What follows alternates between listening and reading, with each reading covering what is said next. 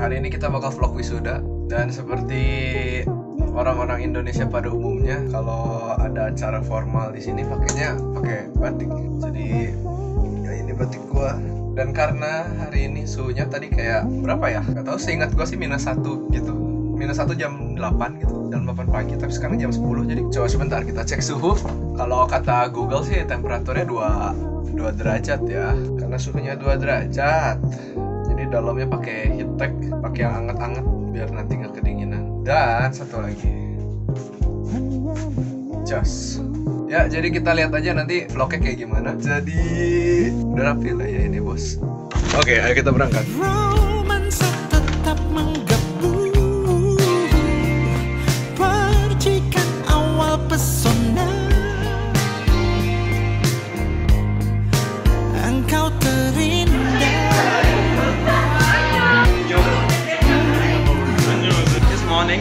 Like for the first time, I woke up before, like without an alarm. Oh, even though I lack of sleep, but I feel really fresh. Yeah, me too. Yeah. For me, I slept around 6. Maybe because I woke up around 8. Oh, like only sleep 2 hours.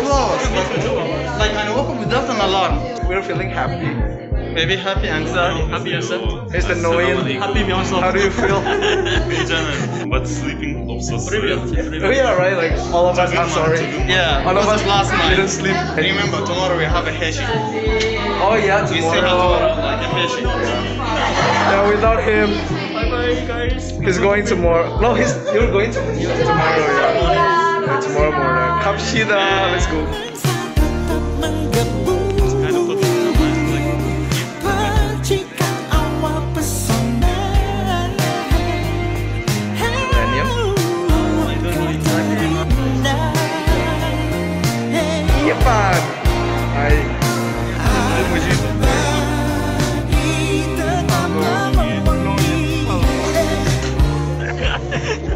I will laugh.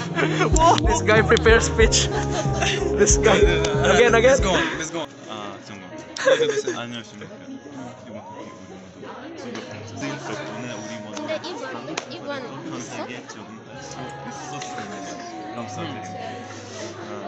네. A반 다 왔어요? 아니요. 아니요. 네, 아니요. D반 다 오셨죠? 네. B반 다 오셨나요? 네.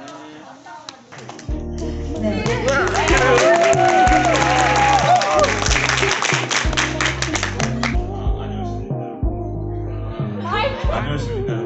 이반 사람들은 감사합니다.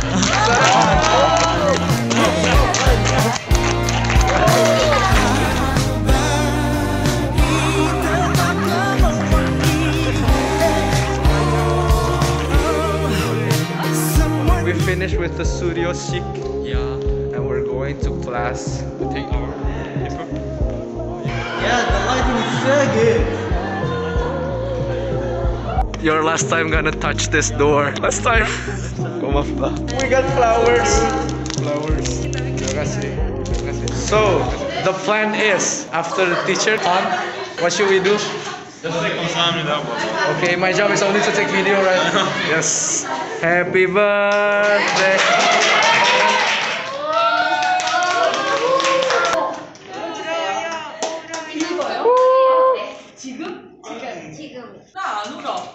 오케이, 알겠습니다.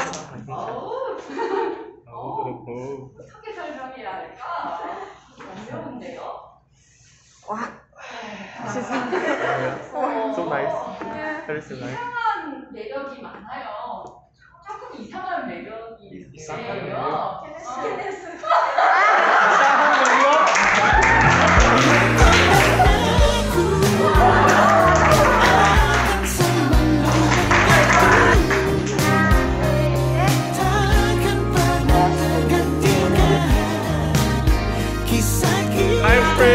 My first friend in ESU.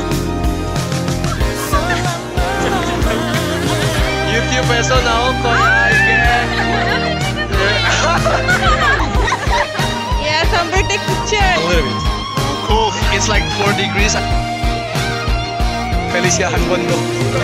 Yogi Felicia.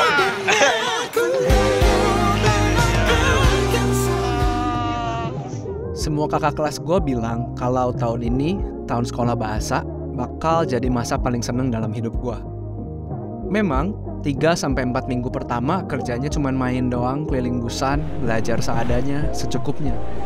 Sampai suatu waktu pas mulai masuk ke materi tes bahasa Korea atau topik. Boro-boro ngejar level temen, ngejar materi di kelas aja udah lumayan berat. Ditambah waktu itu sempat kena COVID juga, jadi diisolasi mandiri dan gua menghadiri kelas secara online.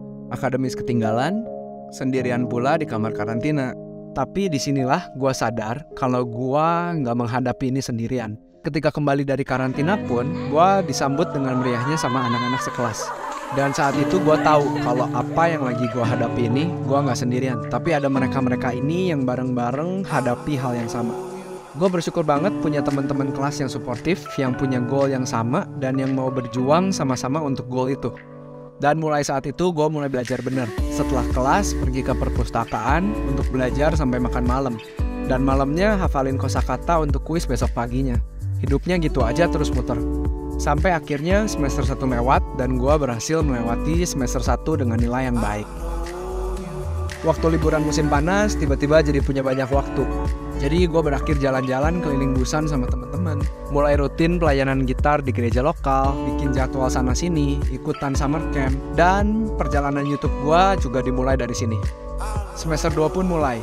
Ngejar topik, punya teman baru, nge-YouTube sebisanya.